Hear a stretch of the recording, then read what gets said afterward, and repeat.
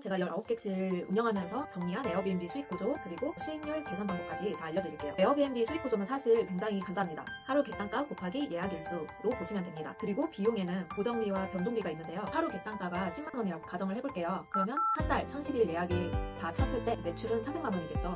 300만원에서 75만원을 빼면은 이렇게 225만원이 나오는 걸 볼 수 있습니다. 물론 예약률이 100%가 차지 않을 수도 있기 때문에 예약률 70%를 했을 때 100만원 넘게 가져가실 수 있다는 것을 확인을 하실 수가 있어요.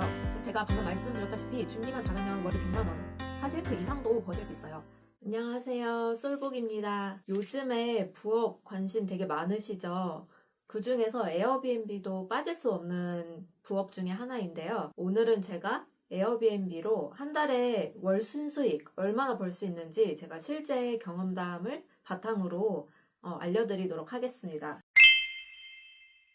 제가 19객실 운영하면서 정리한 에어비앤비 수익 구조 그리고 수익률 계산 방법까지 다 알려드릴게요. 제가 에어비앤비 운영한 첫 해에는 1억이 넘게 매출을 냈었고요. 그 다음에 3억 매출을 냈었는데요. 일단 어떻게 계산하시는지 너무 궁금하시죠? 에어비앤비 수익 구조는 사실 굉장히 간단합니다. 매출에서 비용을 뺀 나머지가 순수익이잖아요. 근데 여기서 매출은 어떻게 계산을 하냐? 하루 객단가 곱하기 예약 일수로 보시면 됩니다. 그리고 비용에는 고정비와 변동비가 있는데요. 고정비에는 월세가 있을 수 있겠죠.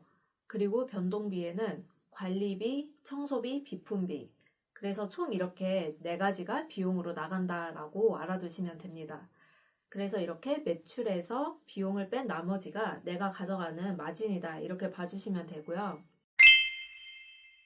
하루 객단가가 10만원이라고 가정을 해볼게요. 그러면 한 달 30일 예약이 다 찼을 때 매출은 300만원이겠죠.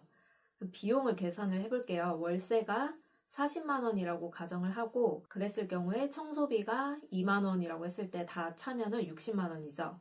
그렇게 해서 관리비 10만원, 비품비 5만원 해서 75만원이 나옵니다. 300만원에서 75만원을 빼면은 이렇게 225만원이 나오는 걸 볼 수 있습니다. 이게 순수익이고요.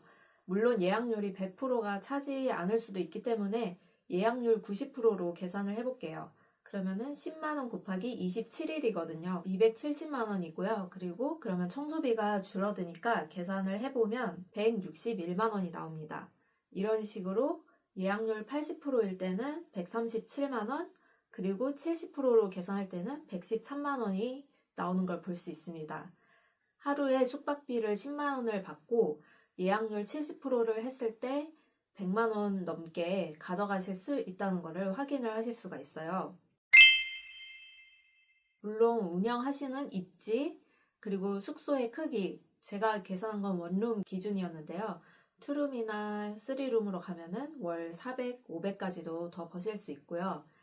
그리고 제가 원룸이라고 한 이유는 생숙을 기준으로 말씀드렸기 때문이에요. 그리고 경쟁 상황 등에 따라서 물론 이런 순수익은 오차가 있을 수 있고요. 또 비수기와 성수기 여부에 따라서도 굉장히 차이가 날 수가 있습니다. 그래서 저는 19채를 관리를 하다 보니까 이거를 매달 계산하기 쉽게 엑셀 파일을 만들었어요. 이걸 하면 마진율을 계산을 해줘서 되게 편하거든요.